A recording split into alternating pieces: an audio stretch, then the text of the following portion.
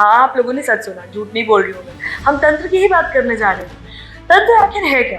तंत्र का नाम आता है तो दिमाग में डर की पहली फीलिंग है जो आती है, पहला इमोशन है जो आता है। किसी की ताकत है कि माँ के पुत्रों को कोई तोता बना दे, वो बनाने देंगी?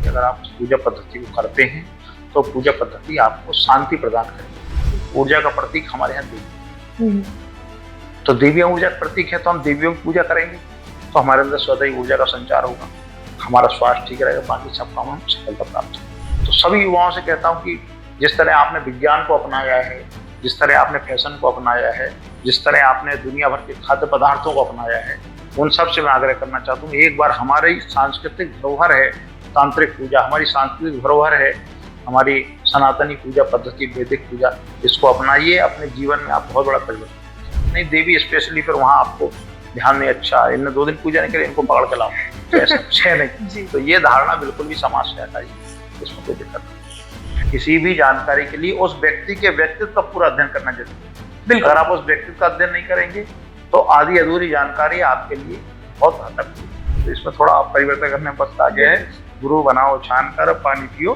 जानकर। हेलो दोस्तों, स्वागत है आपका एक नए और बहुत ही रोचक वीडियो में। I feel and I hope कि आप लोग को ये वीडियो अच्छा लगेगा, क्योंकि आज हम बात करने वाले हैं एक ऐसे टॉपिक के बारे में जो बहुत ही बड़ा टॉपिक है। ऐसी चीज जिसे हम सब जानते हैं पर उसके अराउंड इतनी कंट्रोवर्सीज हैं, इतने कंफ्यूजन्स हैं, इतनी सारे डर हैं कि समझ ही नहीं आता सच क्या है और झूठ क्या। हम बात करने जा रहे हैं तंत्र की। हाँ, आप लोगों ने सच सुना, झूठ नहीं बोल रही हूँ मैं। हम तंत्र की ही बात करने जा रहे हैं। तंत्र आखिर है क्या? ब्लैक मैजिक है, डार्क रिचुअल्स हैं, या किसी को फंसाने का एक तरीका है? क्या है तंत्र? आप लोग सोच रहे होंगे कि अलग सा टॉपिक लाने का रीजन क्या है। तो वो रीजन ये है कि तंत्र बहुत ही इंपॉर्टेंट चीज है हमारी लाइफ का, हमारे कल्चर का और एक्चुअली हमारे धर्म का। उसके बारे में हम सबको पता होना चाहिए और इसीलिए आज हमारे साथ स्टूडियो में मौजूद है एक ऐसे इंसान जो बहुत ही बड़े भक्त हैं माँ कामाख्या के, जिनका नाम है श्री मनीषानंद गिरी जी महाराज। तो गुरु जी, आज इस पॉडकास्ट में आने के लिए बहुत बहुत धन्यवाद और आपका बहुत स्वागत है। धन्यवाद। कामाख्या देवी मंदिर में एक अम्बुबाची मेला होता है। अम्बुबाची मेला और खून बहती देवी के पीछे जो परंपरा है उसका क्या मतलब? देखिए, कामाख्या माता का जो मंदिर है नीलांचल पर्वत कामरूप जिसका स्थान कहा जाता है, उसके बारे में कई सारी धारणाएं लोगों की ठीक नहीं है। ये अम्बुबाची मेला जो लगता है वो प्रतिवर्ष 22 से 26 जून के बीच में लगता है मेला। माता सती के 51 जब माता सती को भगवान शिव जी अपने कंधे पर लेकर पूरी ब्रह्मांड का विचरण कर रहे थे, उस समय उनका वियोग जो भगवान शिव के मस्तिष्क पर सवार था, उस वियोग को कैसे करेंगे, वो सृष्टि तो रुक जाएगी भगवान शिव के उसके बिना। तो उनके 51 शरीर के हिस्से भगवान विष्णु ने अपने चक्र से किए। तो चक्र के तो सारे स्थानों पर अलग अलग, कहीं उनकी भुजाएं गिरी, कहीं उनका शीश गिरा, कहीं उनकी आंखें गिरी।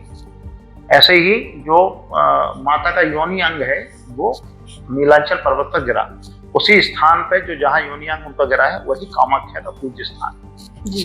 अब जब चूंकि योनि है तो योनि के बारे में तो सभी लोग जानते हैं कि अगर वो किसी महिला की योनि है तो उसमें से वो रजस्वला भी होती है और उसमें से खून रजस्वला के दौरान निकलता है।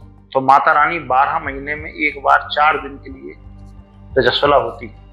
उन 4 दिन को एक उत्सव के रूप में मनाया जाता है कि माता रानी दुनिया के सारे कामों को छोड़कर केवल भक्तों की प्रार्थना सुनने के लिए फ्री बैठी है। उन्हें दूसरा कोई काम नहीं सृष्टि का कि उनको कहीं जाना है, कुछ करना है, केवल 4 दिन हमें कुछ नहीं करना, केवल भक्तों की प्रार्थना सुननी है। तो वो अम्बुबाची मेला उसी दौरान लगाया जाता है। तो दुनिया भर के जो लोग ऐसे हैं जो अपनी मान्यता भगवान माता रानी के चरणों में रखना चाहते हैं, वो अम्बुबाची मेले के दौरान वहां पर जाते हैं। अम्बुबाची मेले में मंदिर क्योंकि अब रजस्वला है माता, तो उनकी पूजा पाठ नहीं होती है।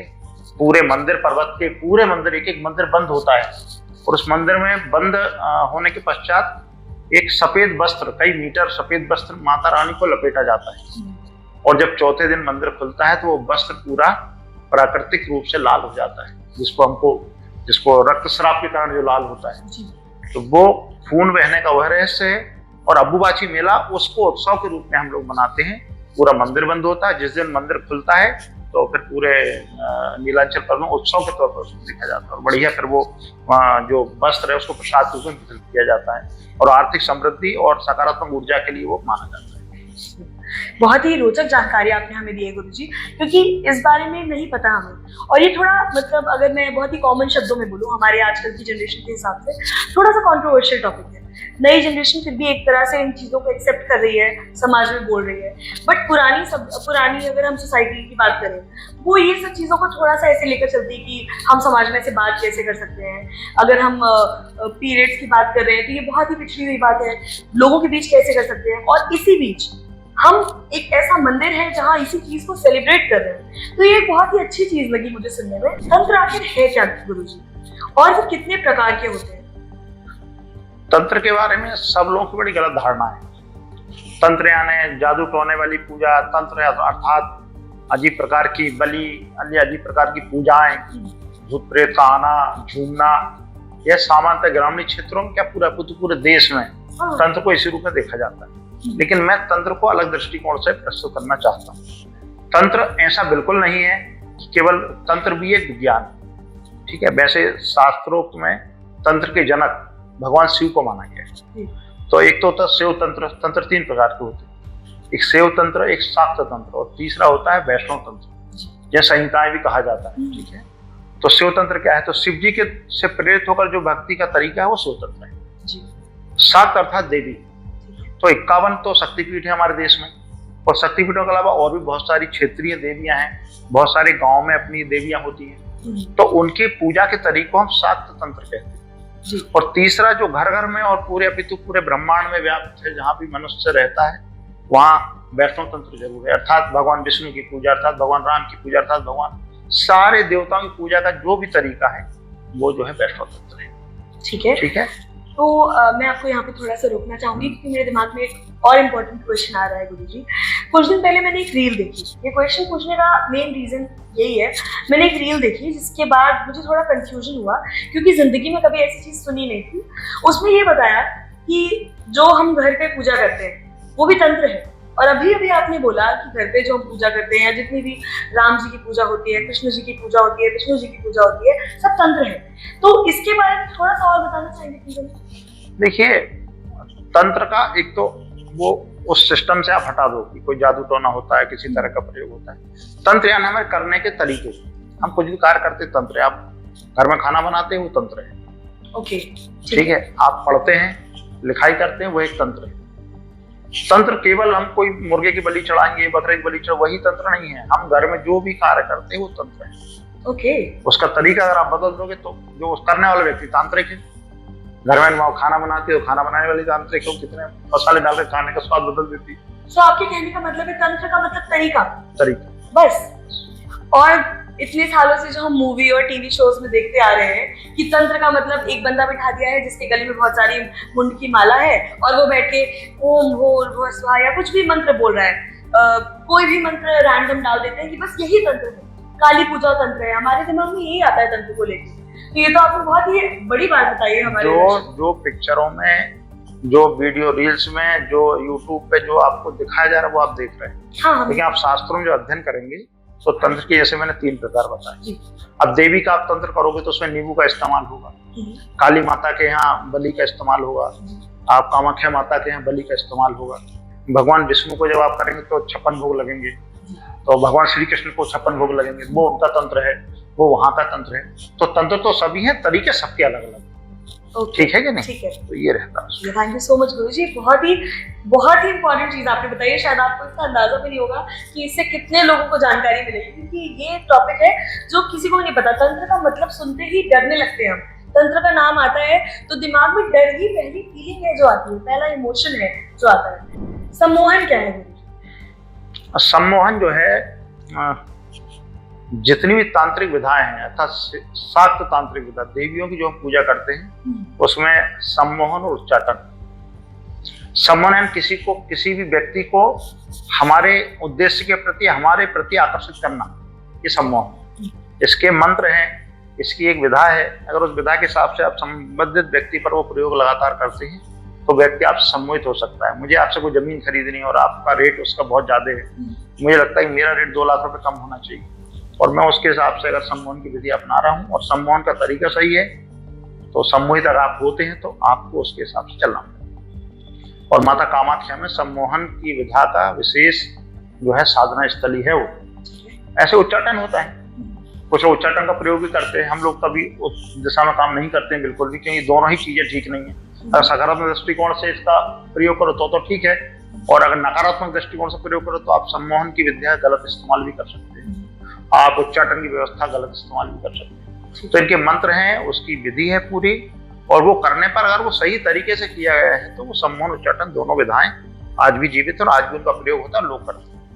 तो हालांकि आपने ऑलरेडी इस चीज के बारे में थोड़ा सा बता दिया है, लेकिन इस बात को सुनते ही सबसे पहली चीज जो मेरे दिमाग में आती है वो है मॉरल एंगल। सो मैं किसी से कुछ काम कराने के लिए अगर कोई तरीके का सम्मोहन का इस्तेमाल करती हूँ, वो कहाँ तक ठीक है, और इसमें हम देवी की शक्ति का इस्तेमाल कर रहे हैं तो वो कहाँ तक ठीक है, और देवी हमें कहाँ तक सपोर्ट करेगी। क्या उसको करने से, किसी का गलत करने से हमें गलत कुछ फल मिलेगा, पाप मिलेगा, या फिर क्या होता है इसके बारे में? देवी को तो आप जिस तरीके से उनकी पूजा करोगे वो उसका फल आपको देगी, क्योंकि एक तंत्र आप कर रहे हो, एक व्यवस्था का पालन कर रहे हो, तो देवी तो अपना जो है वो सब आपको समर्पित करेगी। वो आपका विवेक इस बात पर निर्भर करता है कि आप उसका सदिस्तेमाल करते हैं या गलत इस्तेमाल करते हैं।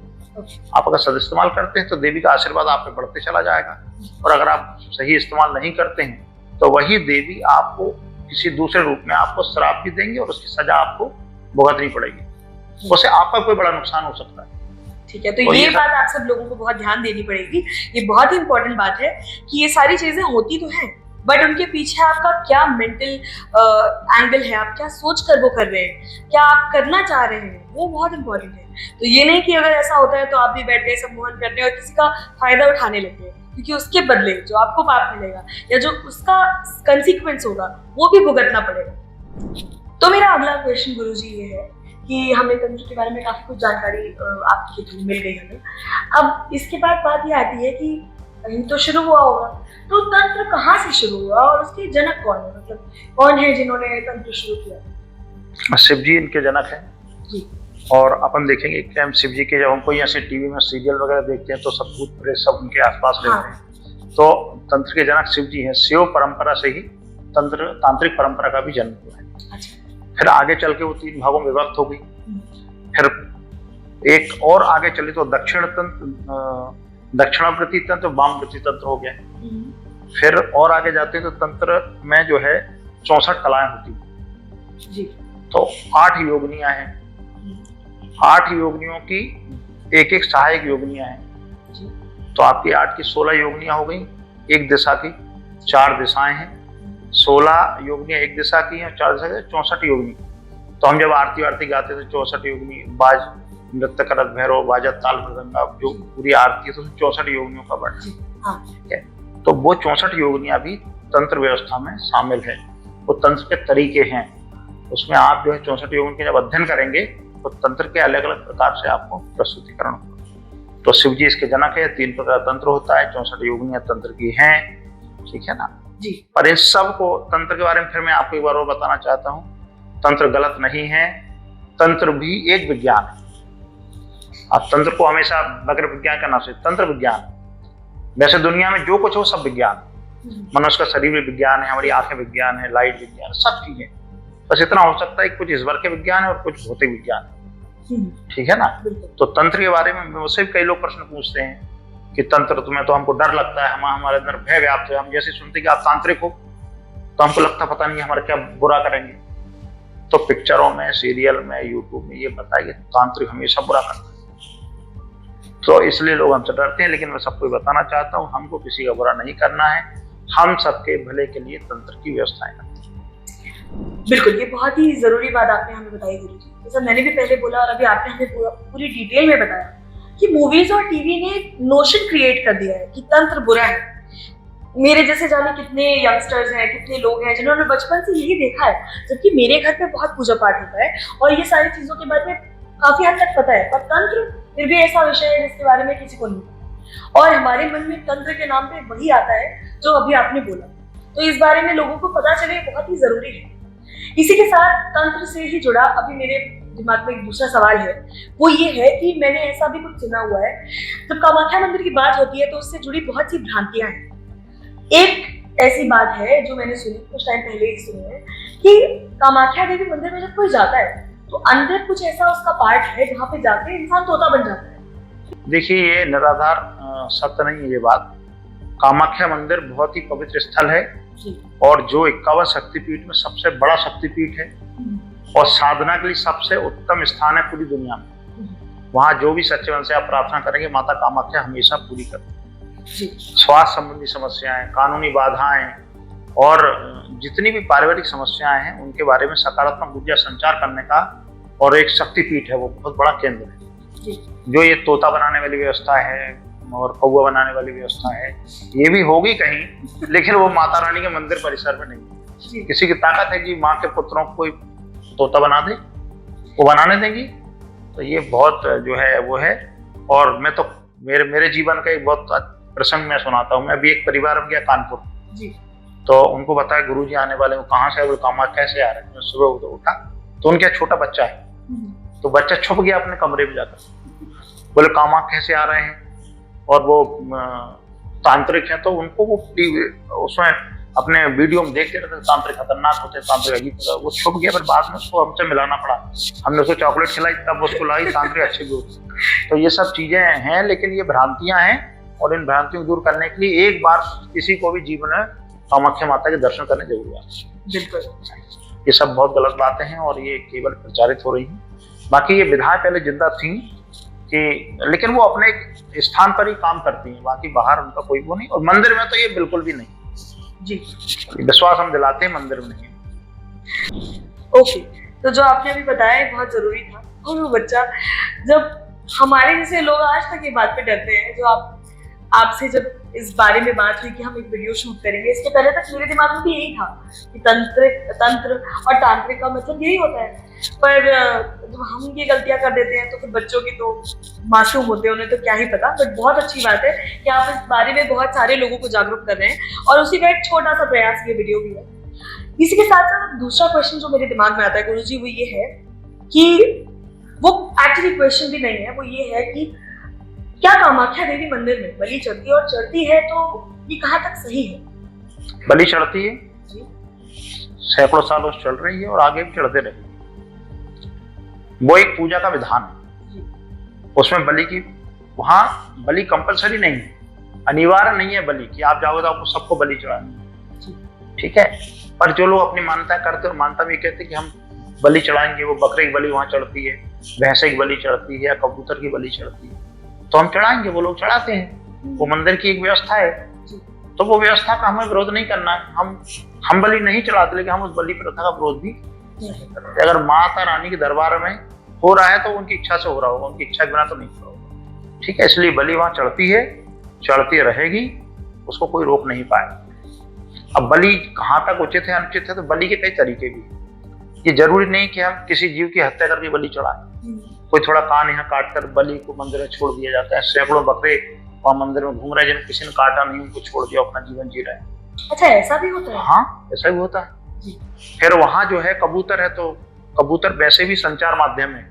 पुराने जमाने में हमने जब टीवी शो वगैरह हम देखते रहे होंगे, तो कबूतर को एक पत्र बांध दिया और वो अपना पहुंचा देता था। तो वहाँ भी जो है इस विधा का इस्तेमाल माता कामाख्या मंदिर में होता है।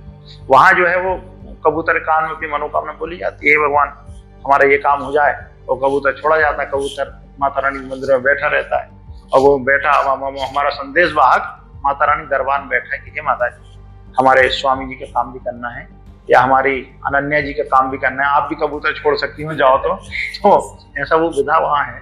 कई सारे तरीके हैं, जरूरी नहीं है कि आप बलि चढ़ाओ, लेकिन दर्शन करने में थोड़ी बलि की जरूरत है। दर्शन करिए, खूब क्या दिक्कत है।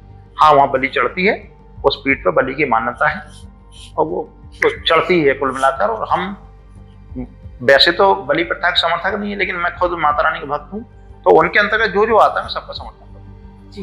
मुझे किसी चीज से कोई विरोध नहीं। तो बलि, जैसे मैं एक शब्द का इस्तेमाल करना चाहूंगी क्योंकि सोशल मीडिया पे एनिमल लवर्स, मैं खुद भी जानवरों से बहुत प्यार करती हूँ, तो ये थोड़ा कंट्रोवर्शियल टॉपिक भी हो जाता है कई बार। बट इसके बारे में इतनी क्लैरिटी देने के लिए वेरी वेरी थैंक यू कि बलि के भी कई प्रकार हैं। जरूरी नहीं है कि अगर मैं माँ कामाख्या के मंदिर जा रही हूँ तो मुझे किसी जानवर की बलि देनी है, और देनी भी है तो उसका, जैसे आपने बताया, कान काट के दे देते हैं लोग, सबका अलग तरीका है। तो अगर आप लोग जाना चाहते हैं माँ कामाख्या के मंदिर उनके दर्शन करने, तो ऐसा जरूरी नहीं है कि आपको बलि देनी पड़ेगी। अगर आपके दिमाग में ये बात है तो उसको पूरी तरह से निकाल दीजिए, बहुत आराम से जाइए और दर्शन करके आइए। माता रानी आपके ऊपर अपनी कृपा बना कर रखेगी।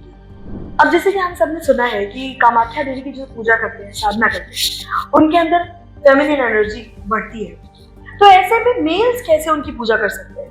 क्या वो ठीक होगा या इसमें कुछ प्रॉब्लम है? देखो, ऐसा है कि उनकी पूजा, वो तो एक माँ है, ठीक है, तो उनके बच्चे महिलाएं भी और पुरुष भी हैं, तो सभी लोग पूजा करते हैं। किसी में कोई एनर्जी बढ़ेगी, किसी में ऐसा सब कुछ नहीं, एनर्जी बढ़ेगी ये सब कुछ। तो उनकी एनर्जी बढ़ती है, नहीं सब वो फीमेल एनर्जी बढ़ती है, इसमें मेल एनर्जी, ऐसा कुछ भी है, ठीक है। माता कामाख्या के आप और अंदर थोड़ा सा सोचिए, मैं आपको अभी ये कह रहा हूँ कि आप विचार करिए, माता कामाख्या ने क्या, वहाँ कौन सा अंग माता का गिरा है जी, तो योनि अंग वहां पर गिरा है, और योनि से ही पूरी सृष्टि का निर्माण जी। तो माता जगत जननी क्यों कहलाती है? क्योंकि वो जगत की माता है जी, क्योंकि उन्हीं से दुनिया का जन्म हुआ, वहीं सबको समझ है। सभी के प्राण माता के अंदर चले जाने और माता से उन प्राणों का जन्म जी। तो माता कामाख्या इसलिए आद्य शक्तिपीठ माना गया है कि वहीं से सृष्टि का निर्माण, मानव जाति की उत्पत्ति, चाहे वो महिला की हो या पुरुषों की हो, तो योनि से तो उत्पत्ति होती है जी। तो वही जो है मूल स्थान वहीं सबका जन्म वहीं से होगा। तो इसलिए माता को जगत जननी कहा गया। आप बार बार शब्द इस्तेमाल करते हैं, जगत जननी माता कामाख्या, जगत जननी माता काली, तो ये इसलिए कहा जाता है कि वास्तव जगत जननी। एक कोई भक्त या कोई पुत्र या कोई संतान उनकी पूजा करेगी, उसमें एक गुण बढ़ जाएगा, दूसरे में गुण कम हो जाएगा, तो ये थ्योरी ठीक नहीं है। उनमें ऊर्जा बढ़ती है, ये सकारात्मक ऊर्जा बढ़ती है। या हम ये कहें आप जिस दृष्टिकोण से पूजा करो, वो दृष्टिकोण को उस प्रकार की पूजा बढ़ती है। तो इसलिए सबको पूजा करनी चाहिए। कुछ ऐसा नहीं है कि उसमें महिलाओं वाले गुणों में वृद्धि हो जाएगी, पुरुष हम नहीं मानते। तो जैसे हम कहते हैं कि माँ तो सबको बराबर प्यार करती है, माँ के लिए कोई बच्चा कम ज्यादा नहीं होता। तो जैसे आप अगर मेल है या आप अगर आदमी है और आप चाहते हैं कि माँ कामाख्या की आप पूजा करें, तो आप निश्चिंत होकर पूजा कर सकते हैं। गुरुजी ने कहा है माँ सबको बराबर प्यार करती है और शक्ति सब में बढ़ेगी। तो अब अगली बात जो मेरे दिमाग में आती है वो ये है गुरुजी कि आजकल यंगस्टर्स जो लोग घर से बाहर रह रहे हैं, मेरे जैसे जॉब करने के लिए, या जो घर पे भी रह रहे हैं, घर की जिम्मेदारी, चीजों की जिम्मेदारी, काम की जिम्मेदारी, प्रोफेशनल पर्सनल स्ट्रेस, टेंशन इतना बढ़ गया है आज के टाइम पे कि आधी बीमारियों का कारण स्ट्रेस है। तो डेली लाइफ का जो हमारा स्ट्रेस है, इस स्ट्रेस से बचने के लिए तंत्र क्या किसी तरह से हमारी मदद कर सकता है, और कर सकता है तो कैसे? स्ट्रेस से बचने के लिए तंत्र हमारी बहुत मदद करता है, ठीक है। आजकल एक तो जो नई युवा पीढ़ी है वो इतनी ज्यादा व्यस्त है, 10-12 घंटे काम करना है, फिर रात को अपने काम को निपटाना है, ठीक है। तो मैं सब युवाओं से आग्रह करता हूँ कि तंत्र, चाहे वो शाक्त हो, शैव हो, अर्थात वैष्णव हो, मतलब कोई भी पूजा पद्धति होगी, अगर आप उस पूजा पद्धति को करते हैं तो पूजा पद्धति आपको शांति प्रदान करेगी। सबसे कहते हैं कम से कम 5 मिनट ही पूजा करें। माता कामाख्या बहुत छोटे छोटे मंत्र हैं जी, जैसे कि उनका बीज मंत्र है जी, ओम इलिम किलिम कामाख्याय किलिम किलिम नमः। अगर ये भी 51 बार प्रतिदिन करते हैं तो आपको मानसिक शांति, नकारात्मक ऊर्जा जो आपके अंदर है उसका हास होगा, वो समाप्त होगा, और आप आगे बढ़ने के लिए सकारात्मक ऊर्जा का संचार होगा। आपके रुके हुए कार्य इससे होंगे, आपका स्वास्थ्य ठीक रहेगा। मतलब कामाख्या हर जीवन के हर क्षेत्र में आपको सहयोग प्रदान करेगी जी। तो मैं ये कहता हूँ तंत्र जो है, इससे डरने की बजाय इसको अपनाइए, इसके हिसाब से पूजा पाठ करिए, देवी की आराधना करिए। अभी हम आपको एक बहुत अच्छी बात बताते हैं कि देवी हमारे यहाँ जिस भी रूप में हो, नारी की पूजा होती है। नारी अस्ति पूजते तत्र रमन्ति देवता। जहाँ नारी की पूजा होती है वहाँ देवताओं का वास होता है। तो ये ऐसे नहीं कहा गया कि नारियों की पूजा होती है देवताओं का वास होता है। तो उसका भी कुछ ना कुछ, जितनी भी शक्ति, आज हर काम हम शक्तिकरण कर पाते, ऊर्जाकरण कर पाते। मैं आपसे बात कर रहा हूँ, मेरे अंदर ऊर्जा इसलिए कर रहा हूँ, ऊर्जा का प्रतीक हमारे यहाँ देवी है। तो देवियां ऊर्जा का प्रतीक है, तो हम देवियों की पूजा करेंगे तो हमारे अंदर स्वतः ही ऊर्जा का संचार होगा, हमारा स्वास्थ्य ठीक रहेगा, बाकी सब काम हम सफलता प्राप्त होगी। बड़े दुर्लभ काम समाज में, तो मेरे तो बहुत सारे ऐसे क्लाइंट हैं जिनकी कई बड़ी से बड़ी समस्याओं को मुझे भी लगता था सॉल्व नहीं होंगी। मैं कहता हूँ तुम इस मंत्र का इतने बार जाप करो। जैसे हमारे एक छोटा सा तंत्र है कि लौंग ले लीजिए आप, 100 ग्राम लौंग ले लीजिए और 300 ग्राम जो है पीली सरसों ले लीजिए। ठीक। और अपनी किसी भी मान्यता को लेकर के मुझे ये भगवान से या माता रानी से मुझे अपना एक काम कराना है, उसको लेकर आप उसका जाप करें। और वो जो ह्रीं क्लीं कामाख्या क्लीं क्लीं नमः इस मंत्र का 51 बार प्रतिदिन जो है आहुतियां देकर हवन करें। तो इससे आपकी समस्याएं कम होंगी और आपको शीघ्र ही आपके बिगड़े काम बनेंगे और आपकी मनोकामना सारी पूरी जी। तो सभी युवाओं से कहता हूँ कि जिस तरह आपने विज्ञान को अपनाया है, जिस तरह आपने फैशन को अपनाया है, जिस तरह आपने दुनिया भर के खाद्य पदार्थों को अपनाया है, उन सब से मैं आग्रह करना चाहता हूँ एक बार हमारी सांस्कृतिक धरोहर है तांत्रिक पूजा, हमारी सांस्कृतिक धरोहर है हमारी सनातनी पूजा पद्धति वैदिक पूजा, इसको अपनाइए। अपने जीवन में आप बहुत बड़ा परिवर्तन देखिए। अपने आसपास देख लीजिए जो लोग इस प्रकार के पूजा पाठ में अपना समय देते हैं 5, 10 मिनट 15 मिनट, वो सब सुखी हैं, आगे बढ़ रहे हैं और मानसिक दृष्टिकोण से संतुष्ट हैं।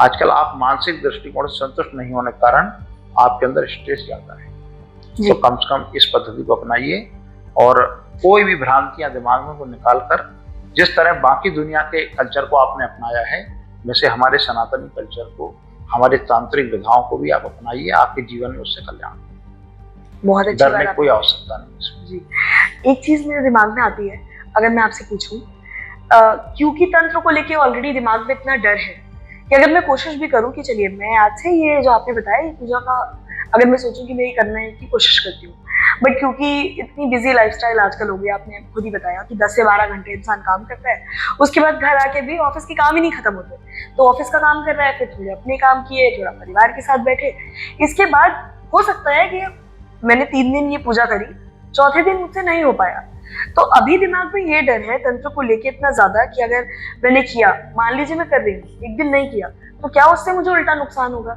और अगर जैसे मुझे लगता है कि मैंने एक मान्यता पूरी करनी थी कि मुझे ये पर्टिकुलर एक काम है जो मुझे करवाना है, वो हो जाता है, उसके बाद क्या मैं वो पूजा बंद कर सकती हूँ, या फिर मुझे उसमें भी डर है कि नहीं मैंने एक बार शुरू कर दिया तो नहीं बंद कर सकते, क्योंकि इस डर को लेने की वजह से बहुत सारे लोग शुरू ही नहीं कर पाते हैं कि अगर कंटिन्यू नहीं कर पाए तो कैसे होगा। तो इसके बारे में जरा देखिए, ऐसा है कि पूजा शुरू करेंगे फिर हम नहीं कर पाएंगे तो हमें इसका कोई नकारात्मक परिणाम मेरे जीवन पर पड़ेगा, ये सब धारणा दिमाग से हटा दें जी। अभी तक तो आप बिल्कुल पूजा नहीं करते, तो भगवान की तो लिस्ट में आप शामिल ही नहीं हो कि ये आदमी मेरी पूजा अभी नहीं करता है मेरा, लेकिन मेरी पूजा ये नहीं करता है। लेकिन अभी आप 5 दिन पूजा करने लगे, 2 दिन आप नहीं करते, इसका कोई दुष्परिणाम नहीं है।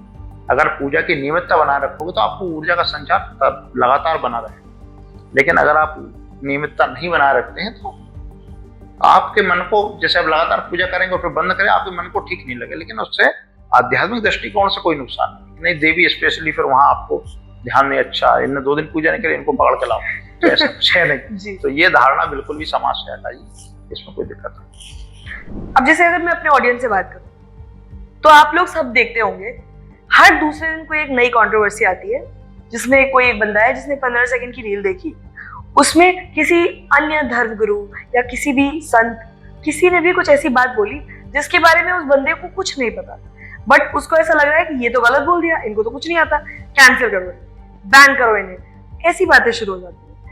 इसी से रिलेटेड मेरा अगला सवाल है कि गुरुजी आधी जानकारी कितनी खतरनाक है और आज के युवाओं को आप इसके लिए क्या कहना चाहेंगे?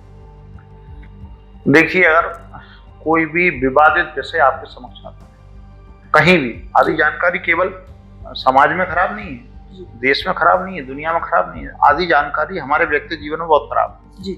हमारे परिवार के लिए बहुत घातक है।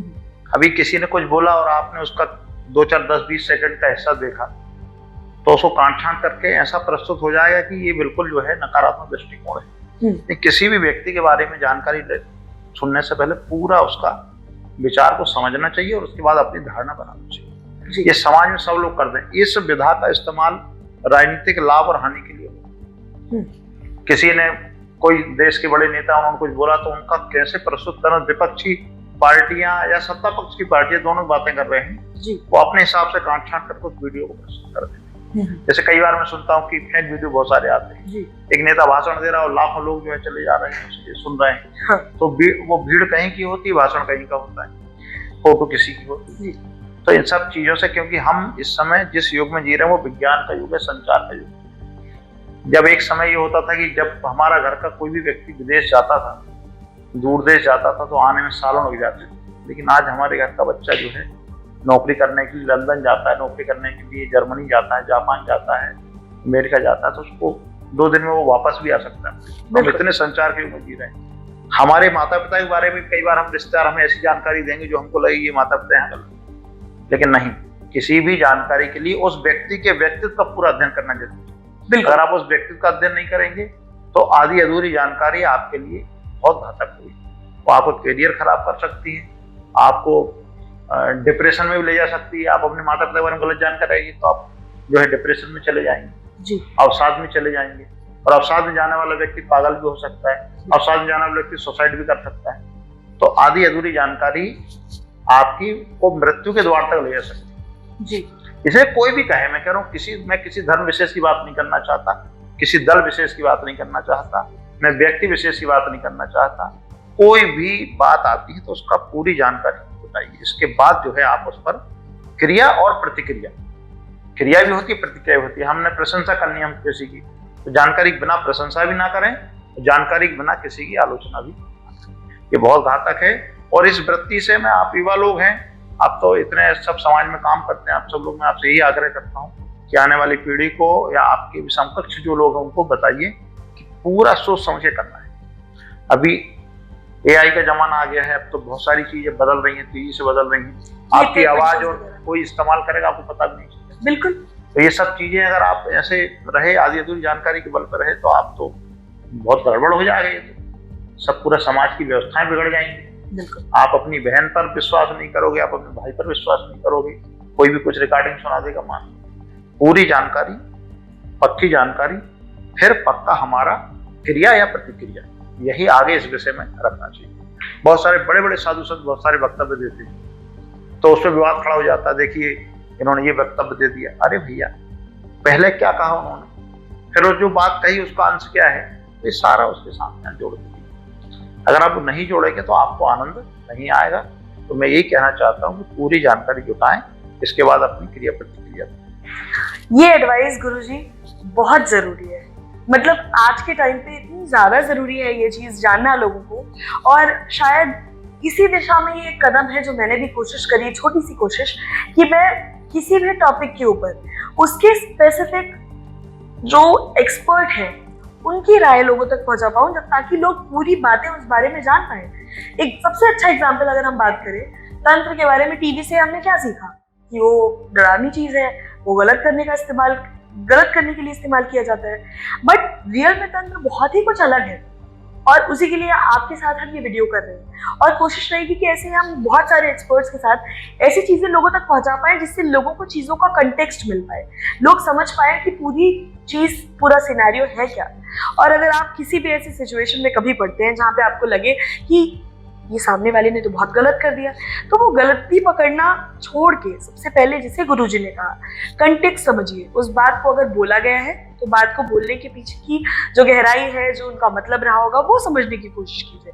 वो बंदा अगर कुछ बोल रहा है, या वो जो भी इंसान है वो कुछ बोल रहे हैं, उसके पीछे शायद केवल एक पल का ख्याल नहीं रहा होगा, उन्होंने बहुत कुछ सोच के बोला होगा। जब तक आप उस सोच को नहीं समझेंगे, आप उस बात को नहीं समझ पाएंगे। अब इतनी सारी जानकारी तो आपने दी हमें कि तंत्र एक तरीका है, वो बहुत से तरीके हो सकते हैं पूजा करने के, और ठीक है, वो हम शैक्त तरीके से कर रहे हैं, शैव तरीके से कर रहे हैं, वैष्णव तरीके से कर रहे हैं, 3 अलग विधाएं हो गई। लेकिन इसके बाद एक और चीज आती है दिमाग में गुरुजी, कि तंत्र कैसे किया जाए। मतलब अगर हम माँ काली की बात करें, माँ कामाख्या की बात करें, तो वहाँ पे जो तंत्र है, जो तरीका है, वो कैसे सीखा जा सकता है? क्या ये खुद से सीखा जा सकता है या इसमें किसी गुरु की भी आवश्यकता है? देखिए, जीवन की कोई भी गतिविधि आपको सीखनी है तो उसके लिए गुरु होना बहुत आवश्यक है जी। जैसे हम जन्म लेते हैं तो हमारे घर में दादी दादा होते हैं, वो गुरु होते हैं, फिर हमारे माता पिता गुरु होते हैं, स्कूल जाते हैं। और तंत्र तो एक बड़ा गूढ़ रहस्य है जी, जिसे हम अघोर विद्या भी कहते हैं जी। अघोर अर्थात अगूढ़ विद्या है, जिसको कोई नहीं जानता है। जिस चीज के बारे में हम जानते नहीं है, जिस विधा के बारे में जानते नहीं, उसको सीखने के लिए बहुत ही उत्तम, समझदार और गंभीर गुरु की आवश्यकता है, जो हमारे भावनाओं का दुरुपयोग ना करे। बहुत सारे लोग होते हैं, अगर आपको सीखने की बहुत चाहते हैं तो वो आपका दुरुपयोग कर सकते हैं। हो सकता कई बार तो हम ये तक सुना है कि लोग बलि भी चढ़ा देते हैं, या कोई भाव में बह गया तो वो उनका आपकी बलि चढ़ा सकते हैं। बिल्कुल, नर बलि भी, जैसे हम कई घटनाएं में पेपरों में पढ़ता हूँ कि सिखाते सिखाते आपका भाव इतना ज्यादा हो गया और अच्छा, वो भी जो गुरु इस प्रकार करते हैं उनको भी कोई विधिवत कोई अच्छा व्यक्ति तो मिला नहीं। तो इसलिए उत्तम गुरु की आवश्यकता बहुत है। इसलिए हम इतिहास किताबों में पढ़ा होगा, गुरु बनाओ जानकर, पानी पियो छान कर।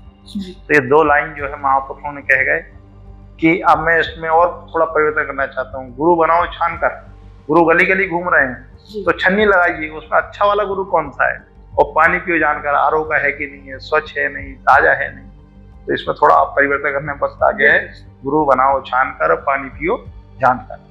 इसलिए अच्छा गुरु, अच्छे गुरु की आवश्यकता है। और तंत्र एक ऐसी विधा है जिसमें आप अगर प्रवेश करते हैं और तरीका सही नहीं है तो आपको नुकसान नहीं कर सकते, जरूर नहीं वो आपको लाभ करेगा। ठीक है, तो अच्छा गुरु और सदचित्त वाला गुरु, सदचरित्र वाला गुरु, सदसोच वाला गुरु, ये सब चीजें देखकर फिर आप जाइए। 1-2 साल और विलंब होगा, लेकिन बढ़िया व्यक्ति के साथ आप तंत्र एक आनंद लेने वाला विषय है, चमत्कार करने वाला विषय है। कई लोगों की समस्याएं जो कोई हल नहीं कर पाता, लगता है यार ये तांत्रिक मंत्र से ही ठीक होते हैं। मैंने बहुत सारी घटनाएं देखी है, महामृत्युंजय मंत्र जाप करने से बीमार व्यक्ति स्वस्थ हो जाता है, देवी की आराधना करने से कुछ चमत्कारिक शक्तियां लोग प्राप्त हो जाती है। बड़े बड़े चमत्कारिक दिव्य महापुरुष इस भारत की धरा पर, हमारी भूमि पर आज भी है, जन्म लेते वो कहते हैं जाओ तुम्हारे जेब में इतने रुपए रखें, वो सही निकलता है। तो तंत्र को अगर आप बहुत अच्छे से सीखेंगे तो आपको ये लाभकारी है और इसको जीवन भर आप अपना सकते हैं। अगर आपका तरीका ठीक नहीं है तो तंत्र आपको लाभ नहीं करेगा, उल्टा आपको हानि भी पहुंचा सकता है। ठीक है, मस्तिष्क पर जोर पड़ता है। आप किसी मंत्र को बार बार करेंगे तो उसका आपकी ऊर्जा का ह्रास होता है। ऊर्जा तो जब मंत्र पूरा होता तब मिलती है, उससे पहले ह्रास भी होता है।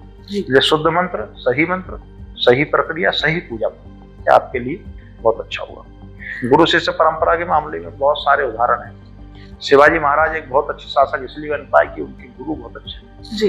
गुरु रामदास ने उनको जो है, समर्थ गुरु रामदास ने उनको शिक्षा दी तो 16 वर्ष के वो राजा बन गए।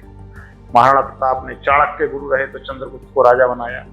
तो सारी महिमा इस दुनिया में गुरु की, कुछ महिमा गुरु की, कुछ गुरु घंटाल की भी है, तो बहुत आदमी देखने को मिलेंगे। तो इसलिए सही गुरु होना बहुत आवश्यक है जीवन के हर क्षेत्र में। आज सब युवाओं को वो ये चयन करने में गलती कर जाते हैं कि सही और गलत व्यक्ति कौन। कुछ महीने 2 महीने की मीठी बातचीत, कुछ महीने 2 महीने के छोटे मोटे सहयोग से वो व्यक्ति को अच्छा मान लेते हैं। मैं ये नहीं मानता, आपका सहयोग और उनकी अच्छी बातचीत उनके अच्छे व्यक्तित्व का आधार नहीं हो सकता। अच्छे व्यक्तित्व का आधार है उनका क्रिया कैसा है, उनका जो है उनका सोच कैसा है, उसको पता करिए। इसके बाद उसको गुरु बनाइए और वही आपको जीवन में आगे लेके जा सकते हैं। और गुरु हर क्षेत्र में बनाइए, जरूर नहीं तंत्र में ही गुरु बनाए। आप अगर किसी जॉब में है वहां गुरु बनाइए, आप परिवार में तो परिवार की समझदार सदस्य को अपना गुरु बनाइए कि मैं परिवार के बारे में कोई जानकारी लेना चाहूंगा तो इनसे लूंगा। ठीक है, ऐसे सब क्षेत्र। मित्र में भी, मित्र भी गुरु ही होता है, उसको भी गुरु बनाइए। कई मित्र होते हैं जो बहुत हमको लगता है कि ये तो हमसे बड़ा गलत बोलता है, लेकिन वास्तव में उसकी बात में जाइएगा वो सच्चाई है। तो गुरु अच्छा बहुत आवश्यक है। गुरु के बिना कहीं भी नवीन क्षेत्र में प्रवेश नहीं करना चाहिए जी। पुराने क्षेत्र में गुरु की आवश्यकता ही नहीं।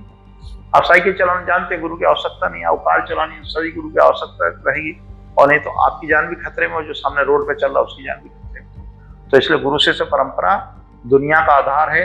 माता पिता गुरु, अगर माता पिता के अलावा दुनिया में आपको सबसे ज्यादा कोई प्रेम कर सकता है तो गुरु कर सकता है जी। या फिर आपके बच्चे करेंगे, संतानें करेंगे, लेकिन दूसरा कोई नहीं करेगा। तो इसलिए गुरु परंपरा जो है इसको अपनाना चाहिए। उसके मार्गदर्शन के बिना कुछ नहीं करना चाहिए। बहुत सारी बातें और गुरु अपने जीवन में ऐसी सिखा देते हैं जो हमें जीवन में अनुभव के रूप में काम आए और सफलता के लिए वो एक सीढ़ी के रूप में कार्य करते हैं।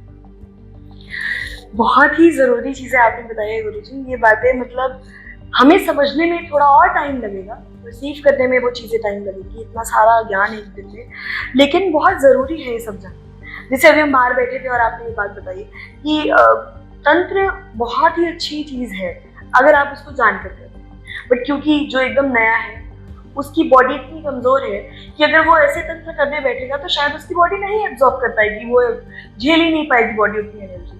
और अभी आपने बोला कि छन्नी लगा के गुरु ढूंढने चाहिए, तो इसी तरह से हमें ढंग के एक अच्छे गुरु की पहचान करनी चाहिए अगर आपको तंत्र सीखना है, अगर आपको तंत्र करना है। ये बात आप सबको भी समझने की बहुत जरूरत है कि आप किसी को भी अपना गुरु नहीं बना सकते, क्योंकि जो गुरु है वही आपको आचरण देने वाले हैं, वही आपको सदाचार, सही चीजें, सारी चीजें सिखाने वाले हैं। अगर वहां से ही गलत हो गया तो फिर तो पूरा सिस्टम ही खराब हो जाएगा।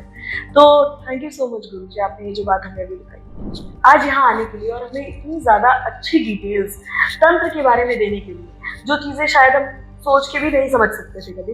बहुत बहुत शुक्रिया गुरु जी, आपका आना बहुत अच्छा हुआ, क्योंकि इसकी वजह से मुझे बहुत क्लैरिटी मिली है लाइफ में, तंत्र को लेके, पूजा को लेके, कामाख्या देवी को लेके, और उसके लिए बहुत बहुत शुक्रिया।